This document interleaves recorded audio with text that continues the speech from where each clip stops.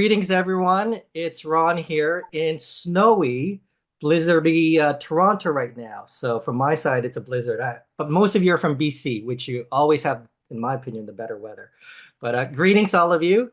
I am going to first get my slides up here and go from there. Okay. So Carissa, I think we're good. I think everyone can Yep, see the you're slides. Okay, good. thank you. Okay, so this presentation for the next hour, uh, you can interrupt anytime if you want. So, Carissa, if you see something that someone asked and you feel it's relevant, just go ahead and interrupt me during this presentation here. But for now, let's go through this here, and I hope you guys enjoy. That's one of the emotions I'm putting out there today. Like just enjoy, but also appreciate. Uh, so the presentation that I have here, the title is Caregiving, Grief, and Finding Strength in the Middle of It All. Okay. Um, I'd like to say, first and foremost, thank you. I'm going to start off with a thank you to all of you. The majority of you that's in this session are caregivers. Now, it's not the caregiver term that I usually use. Most of the caregivers I communicate with or I work with are family caregivers or lived experience caregivers. But for this crowd, majority of you, I believe, are caregivers that are in the field working as part of your role, as part of your job to help families like myself. So I'm going to first and foremost say thank you for everything you have done, everything that you continue to do, and everything you will, still be doing in the future. So let's start off there. So that is an appreciation to all of you. Okay. Um, on the slide here, there's what we'll be talking about is the exploration of the caregiving journey through grief, resilience, and community support. I'm going to throw a few strategies to all of you to help navigate the emotional challenges and hopefully foster well-being. Okay. Let's see here. So again, thank you to Safe Care BC, the Canadian Mental Health Association, and the Ministry of Health for supporting this event today, this series, the Care for Caregivers. Okay. So I'm going to start off with what I wish people knew. Okay. What we're going to be doing here is going to be embarking on a heartfelt exploration of caregiving, grief, and resilience, which I mentioned earlier, that emerges from experiences. Okay, so we're all having our experiences.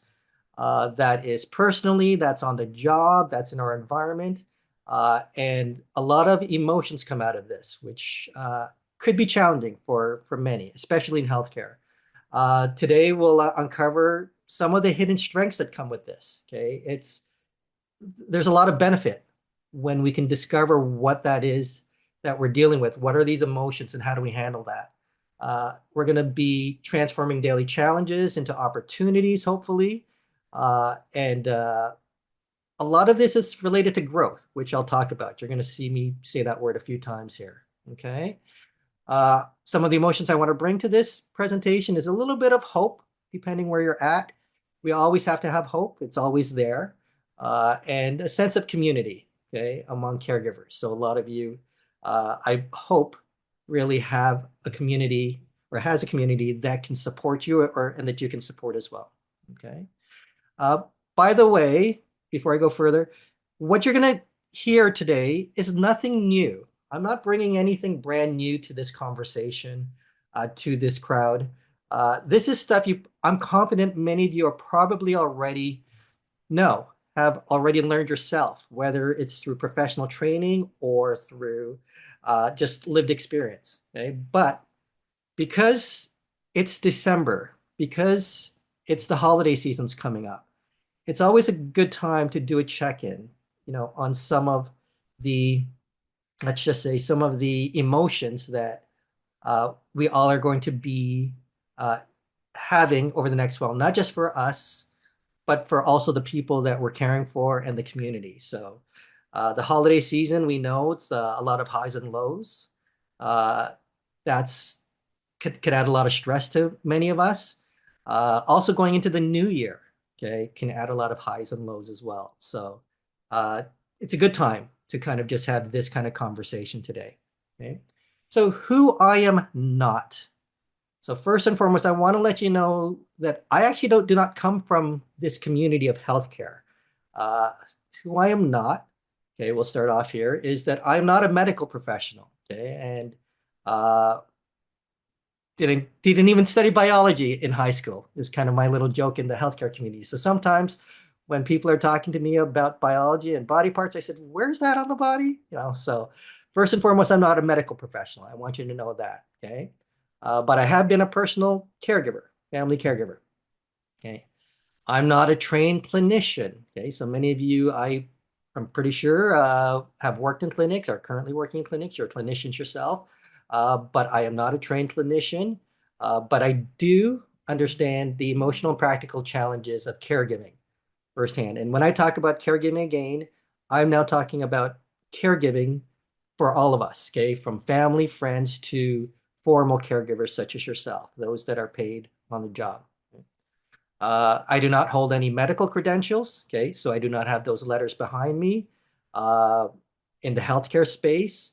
But I actually do present and advise with a lot of healthcare classes, okay, as a lived experience patient partner, as a caregiver, okay? So uh, in Toronto, I'm a mentor in residence with the Faculty of Medicine. So they have brought outsiders that are not medical experts, but lived experience experts into the space to kind of bridge those gaps that's out there. Okay. Again, related to clinical, I don't have any clinical training, so I just want you guys to know that as well. Okay.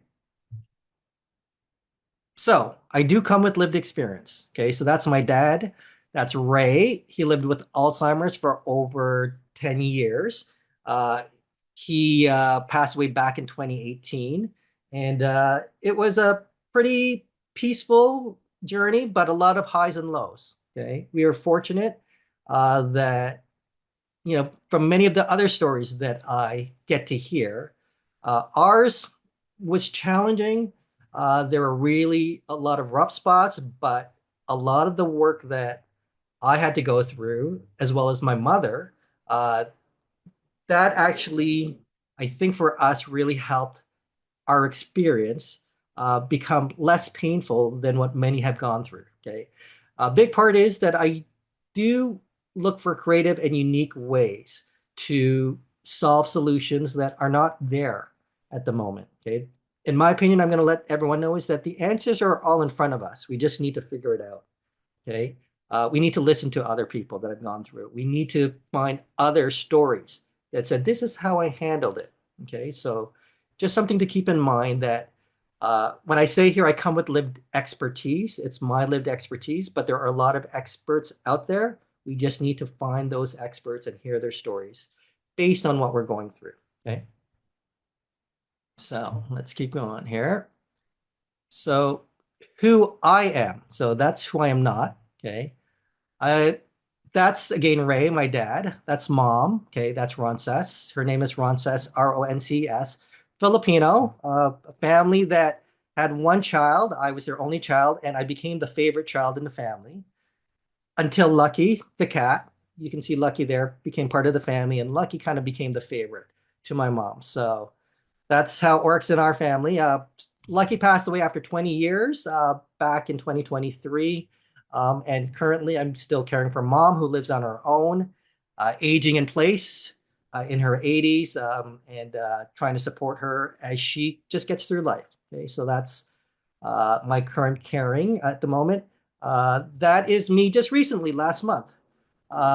Been blessed this year to receive two awards. That was the last award in November in Ottawa with the Canadian Center for Caregiving Excellence, and that was the Trailblazer Award. Okay, the Vicky Kamak Trailblazer Award. And just to give a shout out to all of you in BC, Vicky Kamak, that's her kids over there passed away a few years ago, and Vicky was from BC. So if you look up Vicky Kamak, she's done amazing work in BC that's impacted even across many across Canada. And another word I got earlier was this year was with the Ontario Caregiver Award, their very first award on caregiving impact. So just to give you a few credentials on me there. Okay. Some groups. Age Well is Canada's technology and innovation. Canada's technology and aging network. And I'm not going to talk a lot about technology today, even though I'm going to hint to it. Uh, there was another presentation I did with Safe Care BC back in June, I believe, on technology and care. I'm with the Canadian Medical Association as a patient voice advisor and the Canadian Center for Caregiving Excellence. Okay, so that's me. Just wanted to give you a background of who I am. Who do I think is in the room here? Who are you? So this is kind of a guess here. I'm not going to do a survey here, but this session again is for those that are working, you know, in your jobs, okay, in your careers, okay, helping other people. You know, you care for many other people, and many times you're not cared for. Okay, that's part of this presentation is to remind you that you need to be cared for as well. Okay, you as a healthcare aide, here we call them a personal support worker in Ontario. You as a nurse, you as a clinician, okay, and you as a therapist, whatever that role is for you, okay, that I'm putting out here, just a few that I'm thinking here. Those that are dealing with patients with dementia, those in long-term care, those in home care. Okay, some of you are playing those roles. Uh, that's who I believe is listening in today, and we need to kind of support you guys. We need to make sure that you are cared for. And this session here, as you can read here, hopefully I'll give you a couple strategies and ideas to help you move forward over the next while. The goal for me is to make sure you get at least 2 or 3 takeaways for today. Okay. Objectives that we're going to be speaking about here is the emotional landscape of caregiving. Okay. Sources of personal strength. You will have to maybe do some inner thinking over the next half hour to 45 minutes here uh, related to yourself. And if, as Carissa said, if you need to take a break away from it, just step away. My goal here is to not make this session heavy. So hopefully it's not a heavy session. That's not the intent today. To work on mindset and self-care strategies. I'll share a couple tips that you all probably already know, but to remind you again. A brief comment on technology and community supports I'll bring up, and how grief transforms into growth. Okay, so those are the objectives. Outcomes that I hope you achieve, at least 2 or 3 of these. A deeper insight that you gain for yourself, but I'm also going to throw out for your colleagues as well. Okay, I want to make sure that sometimes it's your colleagues that's right beside you that you're also caring for. I think you know this. Uh, Caring for each other, not just those that you go in to care for, not the patients, not those, not that crowd, but your fellow colleagues, to me is quite important. Okay, so your peers. I want to talk about as well energy and hope tools. Now, that might sound a little bit weird, but these are not actual physical tools. Okay, these are just tools that you have to bring internally to yourself that I'm going to bring up. Some emotional well-being strategies, and uh, an outcome I also want to talk about is community connection that we have to foster. So the importance of consistently growing your community, your care community. Okay, let's keep going here. Okay, so understanding the emotional landscape of caregiving. Okay. Before I go into this, I'm going to get Carissa to assist me here. We're going to do a quick poll here, just related to emotions. Okay. This is anonymous, so I'm pretty sure we don't get to see who gives these. It doesn't know on that end. But if you can fill this out, Which feeling describes your caregiving experience this month? Okay. Where are you at? Just curious with this audience. There's resilient, exhausted, hopeful, stressed, mixed, choice. What's choice? I'm not sure what choice is there. Okay, unsure. Okay, but anyways, see what you could fill out there. I'll give you guys about another 10 seconds. Okay. Okay, so if we can, Carissa, see that there.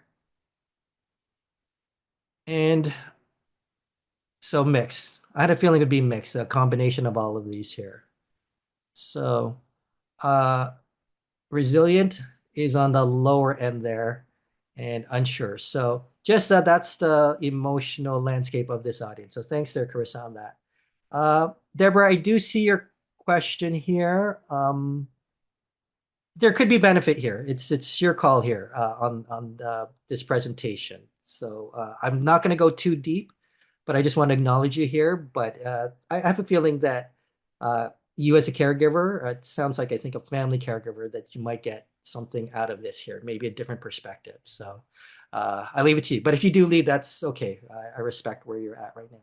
Okay, so understanding the emotional landscape of caregiving here. Um, so caregiving for me and for many, and I didn't mention it earlier, but it was one of the in one of the slides. I probably by this point I presented to probably 15, 20,000 people across Canada and internationally related to caregiving. So I'm just sharing that.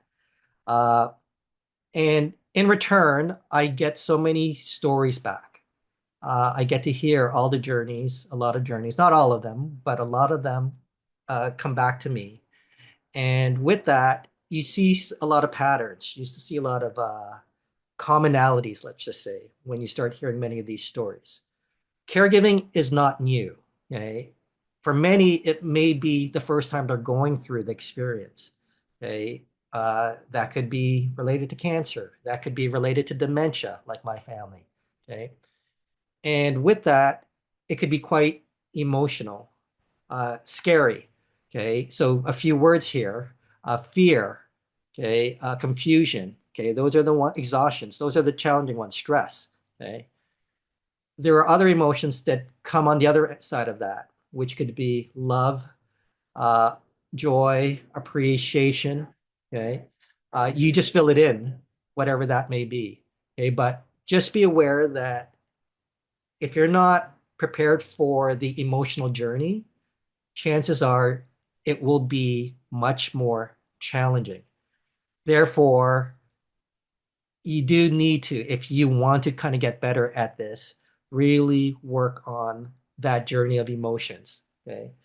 There are going to be many people they will say, well, no, this is how I am. I am hardwired this way. Okay.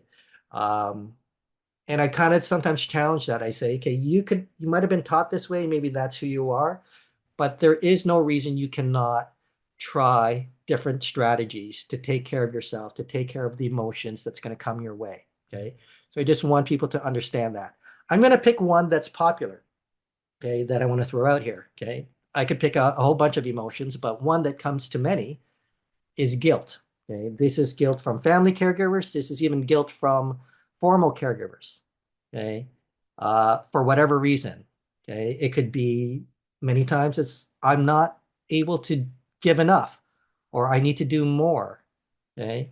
For my story, okay, with my dad, he was diagnosed back in 2007, passed away back in 2018. We were informed that maybe he only had 2 to 3 years. For us, we were able to get to 10 years after that medical diagnosis. Okay. And in those first 5 years, guilt was a big part of my journey, which I didn't really understand. I didn't even realize I was dealing with that. And eventually, during that time, there was a person that chatted with me around year 5. And he was saying, oh my gosh, Ron, you're doing all these things to care for your dad in his home. okay, with technology that's allowing him to live there longer. And this other caregiver said, "Hey, I feel so guilty that I had to put mom in long-term care." And then I said, "Why are you feeling guilty?" And he says, "I did it wrong. Okay. I wasn't able to keep mom at home like how you're keeping your dad, right?" And I had to think about that. And then he kept saying it over and over again. He said he did it wrong. Okay. And that wasn't a good thing. And mom did not, for his experience and his mom's experience, that journey in long term care wasn't the best. And I had to remind him, I said, "I don't think you've done anything wrong. Okay. It's that you cared.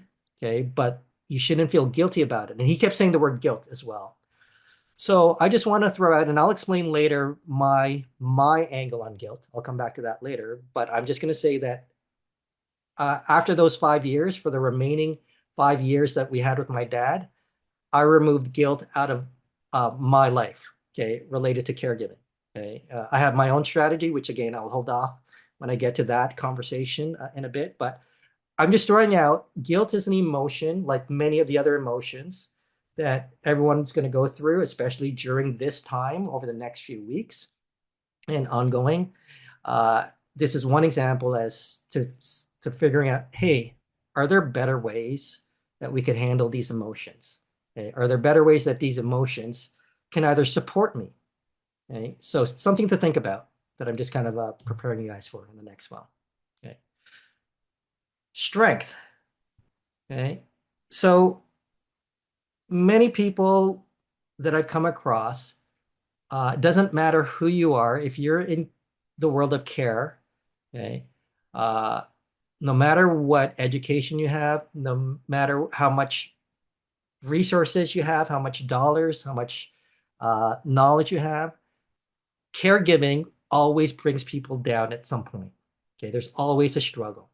Okay, care is a game of challenges, of dealing with failures, of dealing with uh, life where we are not able to get through it easily. And sometimes we don't have that strength. So I want to kind of throw out where we can get strength from. Okay. So, for example, strength can come from intent. Okay. When I say that, what is the intent that each and every one of us does every time we wake up and go out there to care for someone else? Okay. I want everyone to kind of consider this when you're struggling sometimes, is to kind of say, what is my why? Okay. Remind yourself about that why. Okay. I'm not going to do this exercise right now, but I'll just say it very quickly. I did it recently at a hospital 2 weeks ago. That was Sunnybrook, and I made everyone close their eyes for 1 minute. I won't do that here, but you could do it yourself quietly. Or, get those moments where you just close your eyes and say, why am I doing this? Okay, why am I caring? Okay, why am I wanting to support someone else? Okay, always do your best to try and remember that. Okay, it might not be positive, it might be a negative reason, but many times you usually can find that intention that you have a good heart, that you're there to make the world better, to help someone in their life. Okay, that's not the case for everybody. Okay, there are some people that are caring and they uh, really don't have a positive reason why they're doing it, but many do have a positive intent. So keep that in mind. So strength can come from intent. Okay, keep that in mind there. Strength comes from community. Okay, so a big piece here is that community here, as you can read, is essential in the caregiving journey. Okay? Rarely do we see success when people are isolated. Okay. Now, here's an image here where someone could be socially isolated. Okay. But I'm also talking about you as formal caregivers that you might be around your community, but you're still isolated in some way. Okay. Maybe some people are not even aware what you're going through. I get that, and sometimes you don't want to share that. Okay?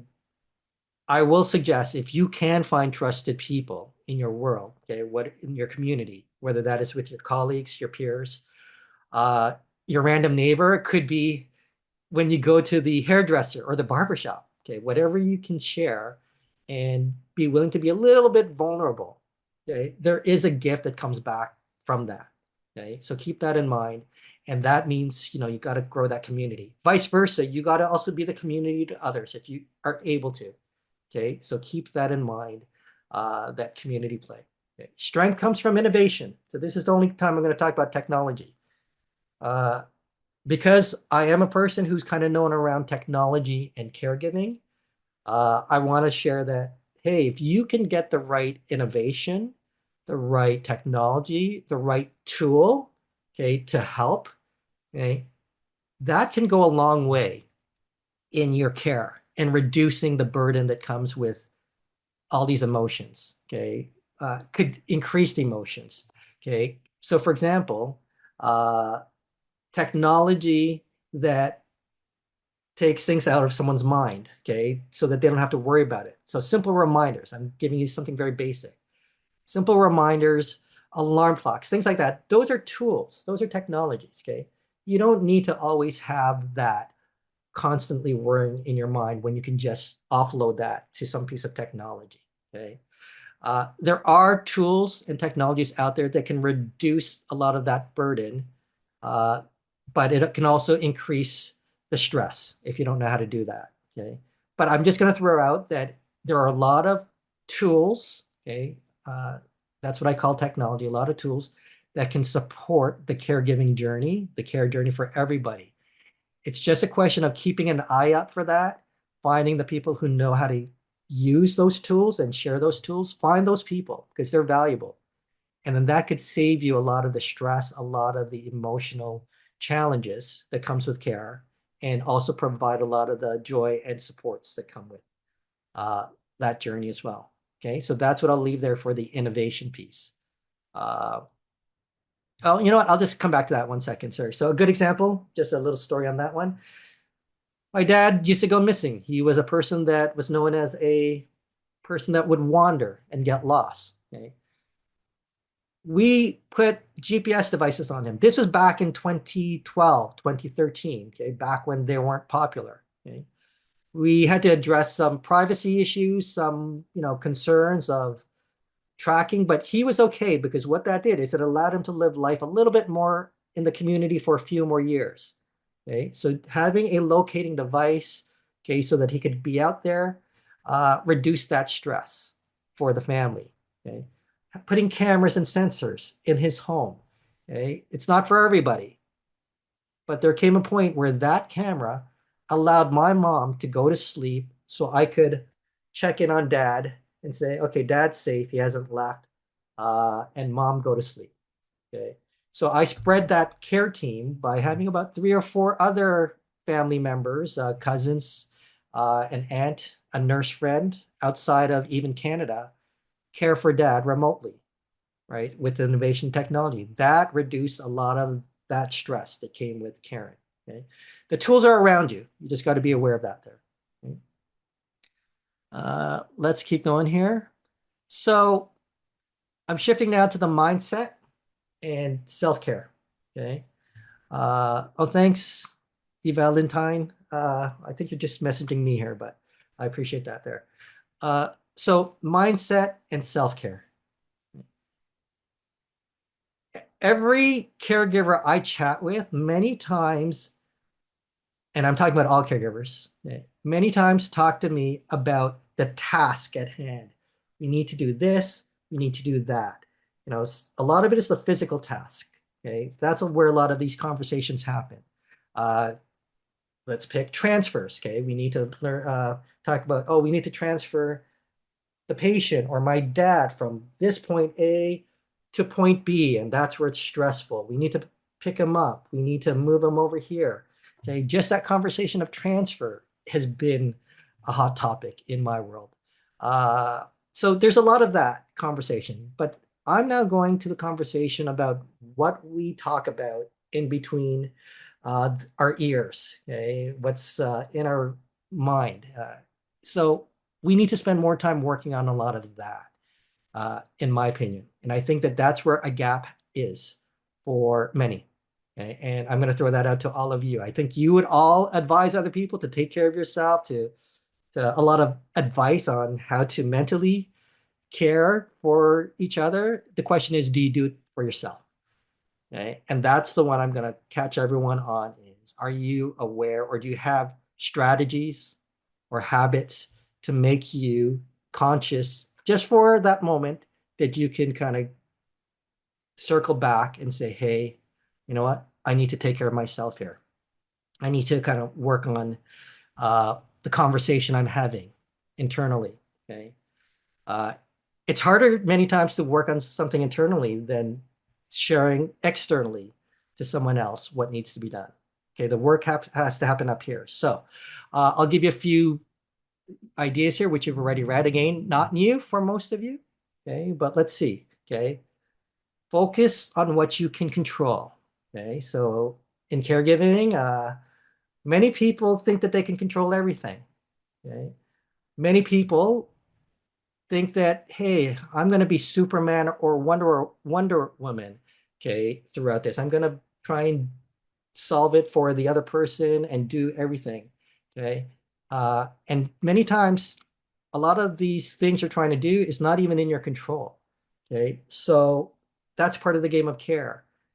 We're not going to control everything, and it's not something that we're always going to succeed in. Okay, but you can control what you can control. Okay, and you have to kind of be aware, what is that? Okay, to stress and worry over things that are not in your control. I've seen so many caregivers do that, and that's taken them down so many times. And I have to remind, sometimes I say, that's not something you can control, but you're doing your best. Okay. You're caring as best as you can with what you have and what you know.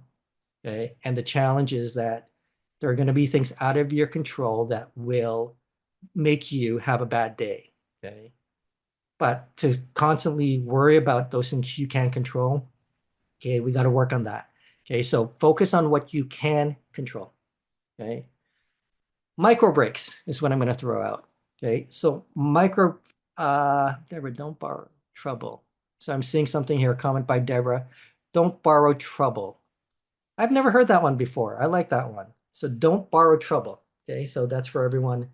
Uh, yes, like that. Okay, so micro breaks. Okay, I actually have little alarms on my technology solutions that's just a little trigger, and they're actually scheduled throughout the week, and maybe for me, 3 times a day. Okay. Just like a little alarm that reminds me to say, it's time to take a break. Many times I'm not going to take a break at that moment, but just that little conscious moment to break up my mindset to say, do I need a break? Or, okay, let me take a break in the next half hour, but now I just got triggered. Okay. Is really important. Okay. I don't know if any of you uh, grew, for those that grew up here in Canada, I don't know if if they still do that now, but I remember as a kid we would take in nursery our afternoon break. Okay, that's because you're a kid, your afternoon nap. Okay, I'm not asking you to take a full nap.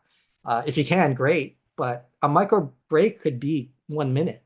Okay, a 1 minute just step away uh, and take a moment to compose yourself and just regroup. Okay, so that's one thing I want you guys to be aware of. Take a micro break. Guilt. Okay, so here's the guilt conversation here. Okay, there are many ways to handle guilt. I'm not going to tell you my way is the only way. You could look up how can I address guilt. Okay, uh, guilt is a very emotionally charged, well, it's an emotion, judgment, okay, of oneself that has taken so much energy from so many people that I've seen. And it comes back to that other comment earlier is you're feeling guilty for many things that you can't even control, is what I remind people. But okay, so here's my 1 minute spiel on guilt that I'm going to throw out to you.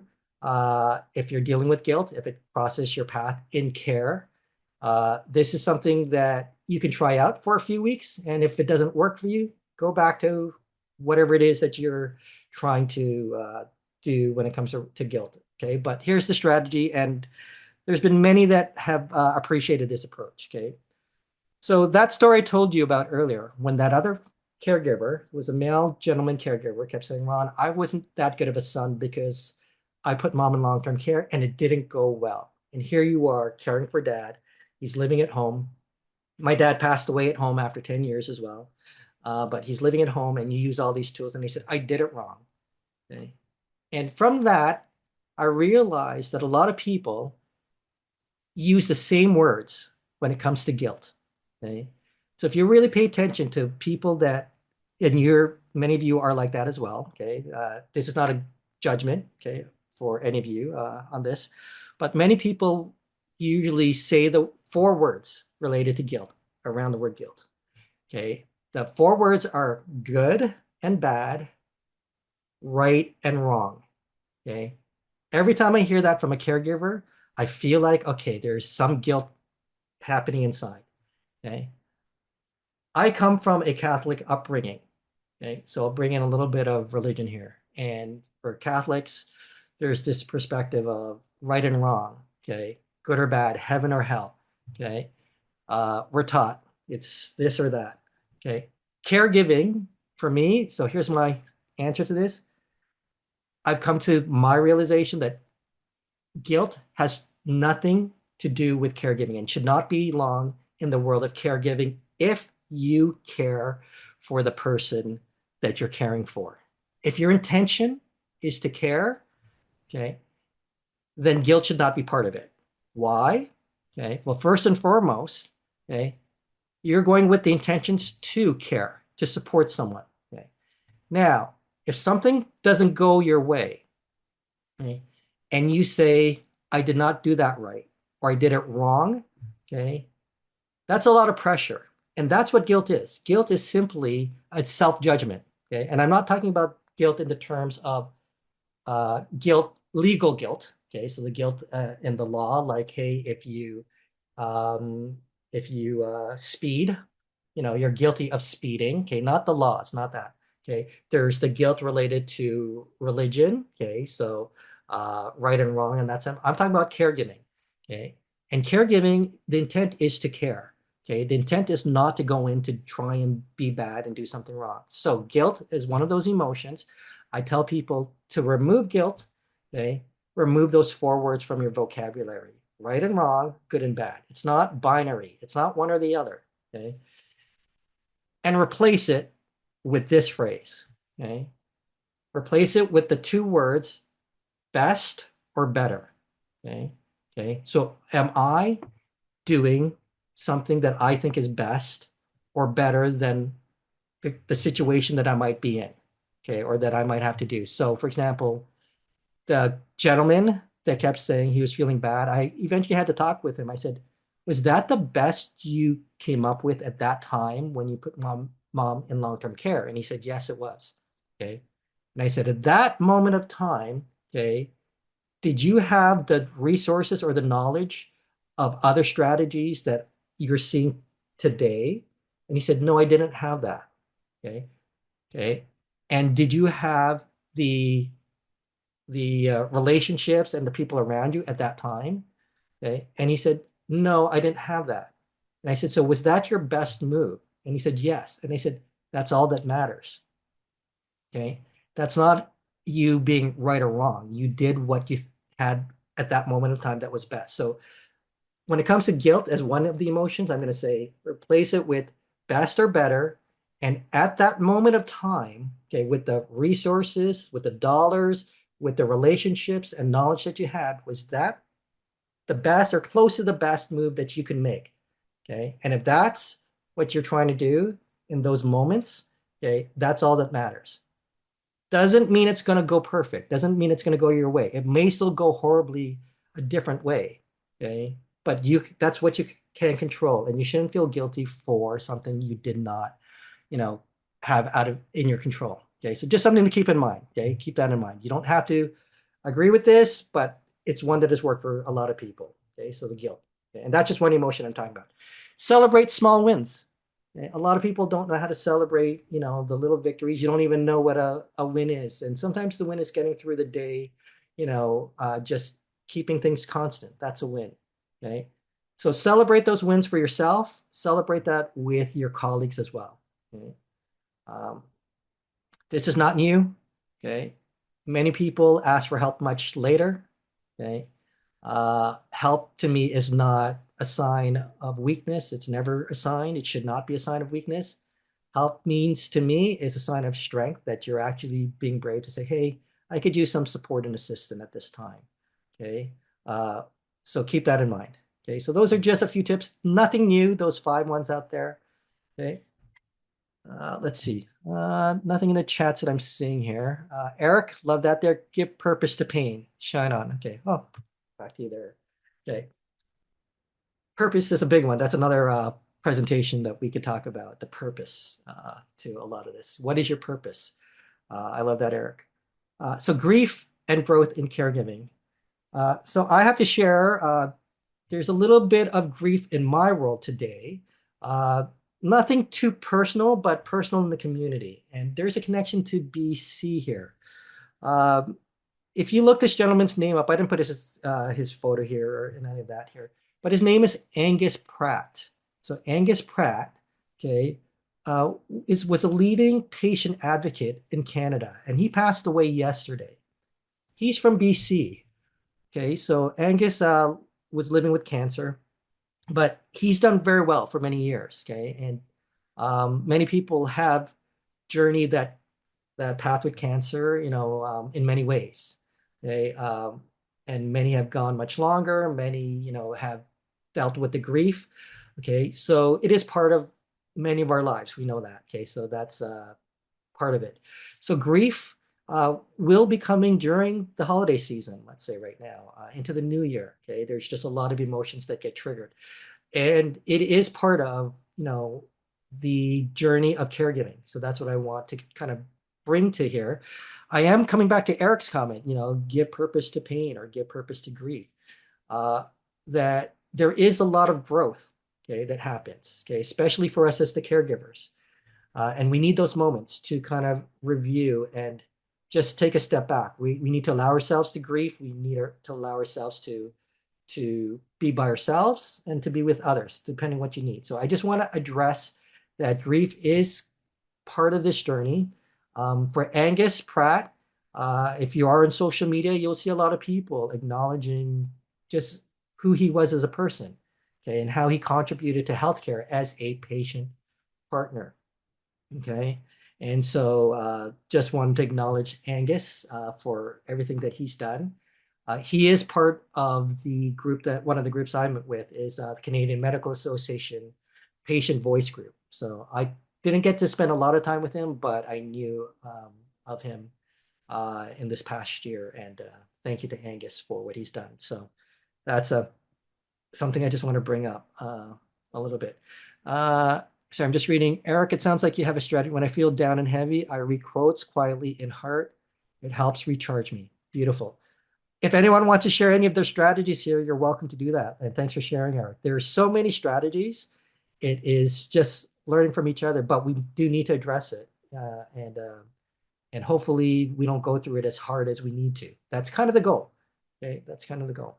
A few takeaways here before we kind of get into some Q and conversation. If anyone wants to ask, so if you have any questions or comments, please start putting them in the chat.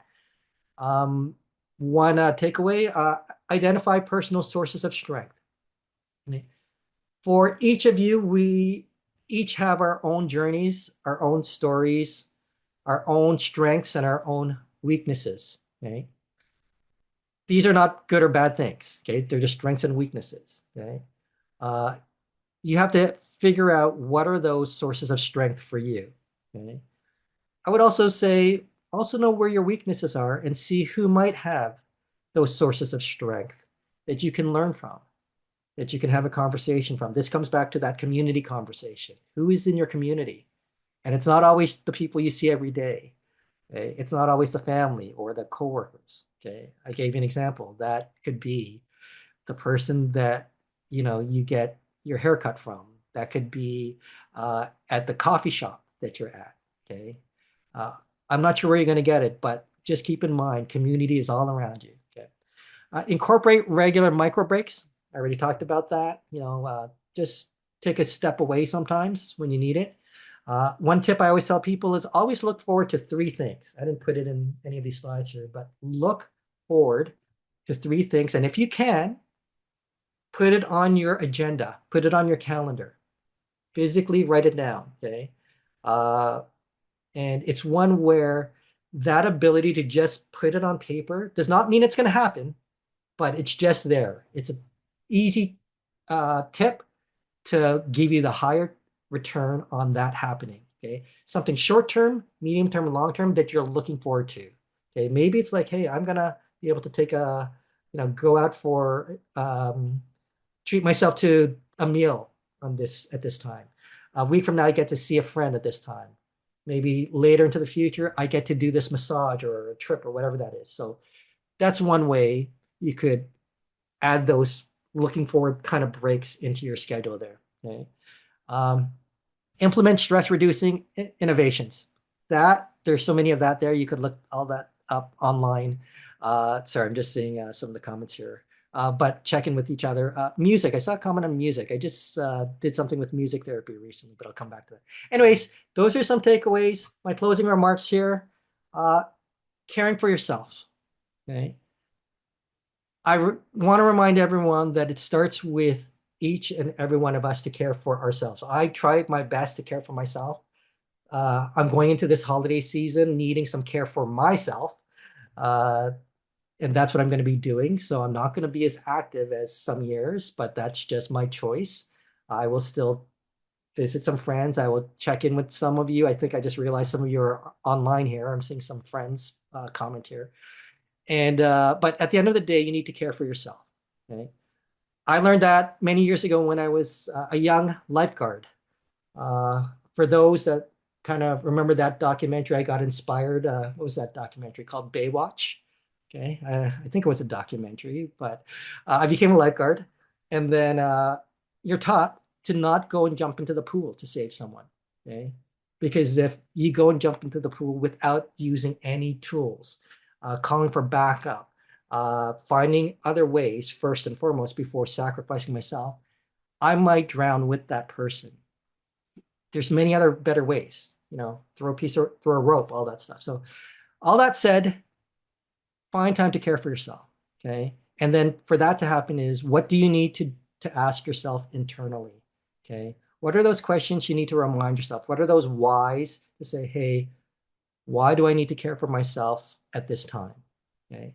What can I control at this time? Okay. Okay. What do I need to do so that I don't go down myself? Okay. So I'm going to finish off there. I'm going to say thank you to all of you for quietly listening here and chiming in. Uh, it is one where I started off with a thank you to all of you. That's me as a patient, caregiver, lived experience person that gets to go around and see many of you. And you don't get enough credit for what you do. And that's something I think you guys need to hear more of. So I'm saying that to you to say thank you to you who are working in the field and also to the fellow family caregivers that showed up today or friends who are caregivers in the community. Thank you for that. So I appreciate this. And what happened here? Oh, sorry. I'm going to go through this really fast. Sorry. I need to get to the end here. Not sure what happened here. There. Needed that. Thank you there. Okay. So thank you, everyone. And yeah, I'll leave it at there. And Yeah, if you have close any it. questions for Ron, we have the last couple minutes here if you want to type in the chat. I see lots of thank yous. Um, Lots of awesome comments for you, Ron. I'm loving. Well, Joel. thank you, everyone. It's uh, I'm loving the comments. Some people are here very spiritual. Um, yeah, the comment earlier about isolation. Thanks, Deborah. That is a risk. I just want to bring up isolation. So some of you might understand the term social isolation. In my space around aging, there's a lot of people that are aging and socially isolated. Let's make sure we don't equate that everyone who's socially isolated is lonely. Sometimes people put that together. Not necessarily. You could be socially isolated and not lonely. You could be around a lot of people and you're lonely. Okay. But social isolation can be a risk to someone's health. Okay. So that is a great point there. And thanks, Eric R, for Angus. Yeah, the comment to Angus there. Um, Yeah, and you will get the slides afterwards. I just yep. saw someone That's ask a nice. question about that. I also have a summary on one page, or I think it's 2 pages, just a summary, a quick summary of the notes here. Okay. What else While here? people are typing their questions, maybe someone is still typing. I'll just mention some of the upcoming webinars we have for January because 2026 is almost over. On January 22nd, we have Recharge, Focus, and Build Your Capacity to Care. And then on January 29th, which is good with what Ron has been talking about, we have From Burnout to Balance, and that's all about trauma-informed culture change. So lots of good things coming up in 2026 for our program. And yeah, I see someone Mhm. asked about, I don't know if you can speak on Yeah, the Herman's. Herman. Is it Yeah. Herman? Yeah. So thanks, Herman.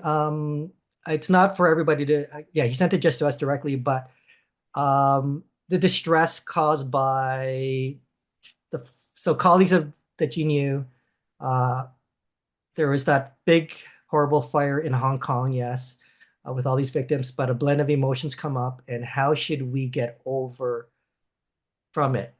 Um, so my view, again, I'm not a doctor or clinician. I'm not, so I am coming from lived experience and some other credentials that I didn't get a chance to share here. But getting over it for me many times means you got to go through it. Okay, sometimes you got to still go through it. Uh, I, some people can disagree with me on this, which I'm fine with. But some people have said I don't want to see it. I don't want to. Okay, if you can do that, great. It's so different for everybody, but there's some that I believe. That's why I said if you're vulnerable enough to say, "Yeah, I need to just talk about this to a trusted voice or put it out there," and then hopefully something comes back. That's really what I throw out to people is that find those trusted, voices to kind of just share and then get through it. Okay. It may come back in the future, some of these triggers, and that will happen. Again, the holiday season is a trigger for everybody. Okay.